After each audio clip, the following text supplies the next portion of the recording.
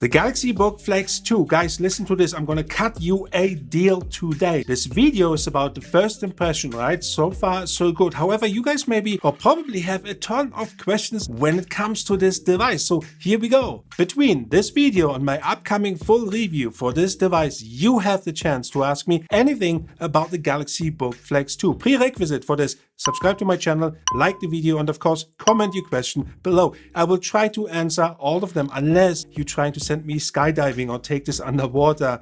You kind of get where I'm going with this. So the box itself is white. It's not really that spectacular when you get it. You've seen it on the older version.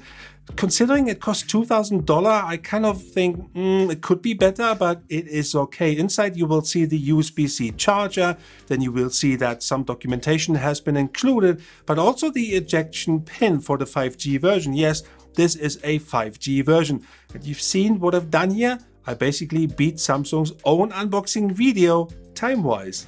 Okay, this part here is really important. You're gonna have to listen to this. When you are setting up your Galaxy Book Flex 2 and you run into any issues, which I will briefly touch on right now, you have to do what I did. So when I was setting up my device here, I had a really tough time setting it up. My fan was on all the time, full blast, even when it was going off. I wasn't touching anything, no background running. And then I looked at the update for Windows and the Samsung app, and it was pretty much longer than my arm. It kept updating for an hour or longer, and I felt there was some compatibility issues between Samsung and Windows, and I had some real big issues I'm going to explain now. As a matter of fact, it came to a point where all of my cameras disappeared. Pretty much I couldn't do a video call. It was just a black screen. It told me my camera was not installed, and when I went into the device list in Windows, pretty much vanished. Nothing was there. I could retrieve one camera, but that wasn't working whatsoever. Even after bringing it back,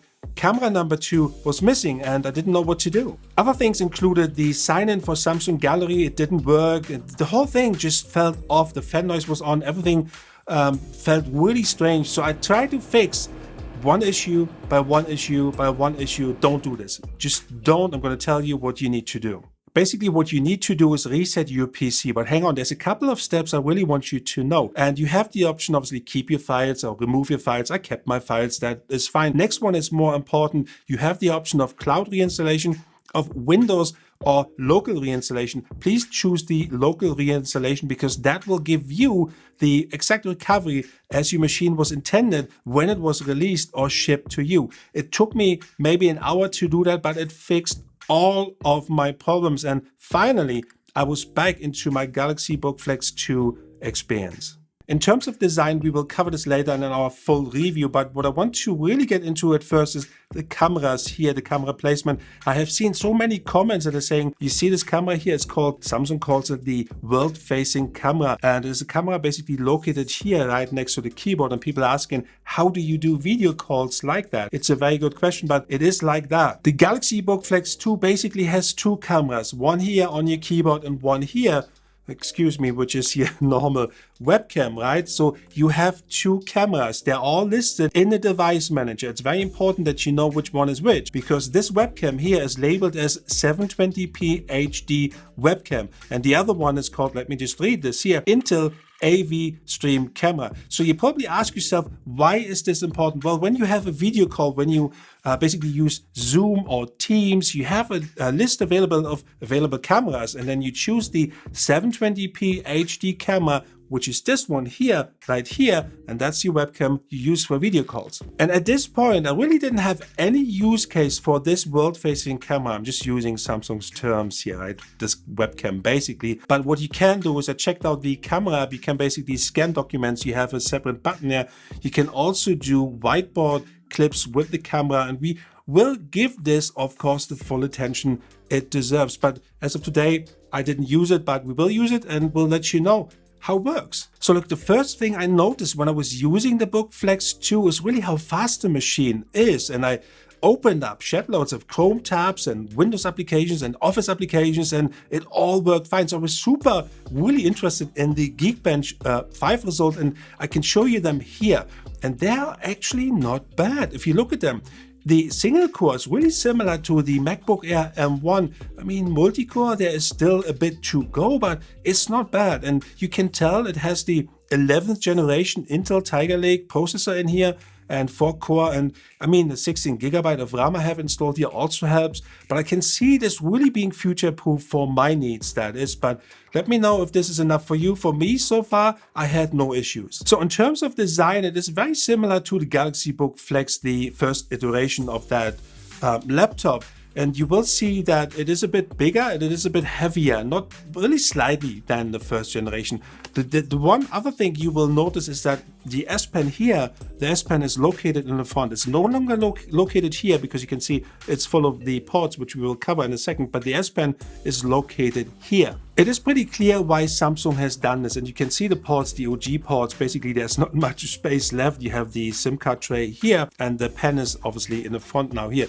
I did find it cumbersome to use, and the reason being is when you look at the placement, it is pretty low in the chassis, and when I put it down like this and I want to get it out, I really have trouble to do this, and I have to kind of lift it up. I have to lift it up every time I want to get the pen out. So I'm going to have to see how that works, but you know what? You can always use your Tab S7 pen. I mean, I like this better than this one to work on here, but I'm going to have to see in our full review how this works. And obviously I put the pen in wrong, but it is not as straightforward as it was before, like on the right hand side. The other big change we were just talking about with the Galaxy Book Flex 2, the 5G version, is the port selection, right? You have here kind of you do have an HDMI port, USB-A port, and I don't know, I'm confused and have mixed feelings about it. One part of me celebrates the HDMI port and especially the USB-A port, but then going back to my other half, my other part is actually asking myself, when did I use last the ports, the HDMI or the USB-A ports, and did I use it lately? No, the answer is pretty much no. It probably was years ago, and that's due to a couple of reasons, like I don't travel anymore. So there's a whole thing going on I need to really digest first in order to see. But many of you people may like that. So right, this is just my personal opinion here. So when I was thinking a bit more about the ports and what you get and what you don't get with this device, in the current times, you always have to put this into perspective, right? I probably would prefer to have a better webcam because we are all working from home these days, and it looks like the world is shifting towards that even after the pandemic. Of course, we're going to travel, which leads me to 5G. It is available in this laptop as long as you have your provider and your SIM card, of course, but it is a sub 6 gigahertz 5G network you will get. I mean, it is not as fast, but it's more widely available, of course, but then when will you travel again? So my first 48 hours with this was a bit of mixed bag here, really. I mean, I love the Galaxy Book Flex lineup in general. Hopefully you've seen my 15-inch review. So I was really looking forward to this unit here.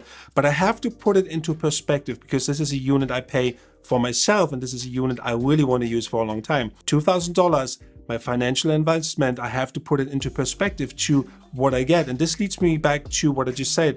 Do I need an HDMI port? Do I need this? Do I need a USB-A port? Do I need 5G? I don't know yet, but I will let you know when I have the full review. So give me some time to be fair to this device here because I really want to test it inside out. Guys, make sure you ask me whatever you want to ask me with regards to this device. It is the Galaxy Book Flex i7, 16GB of RAM, 4-core, 5G version in silver, 13-inch. Thank you for watching. Let me know in the comments below. And of course, stay safe. Thank you. Peace out.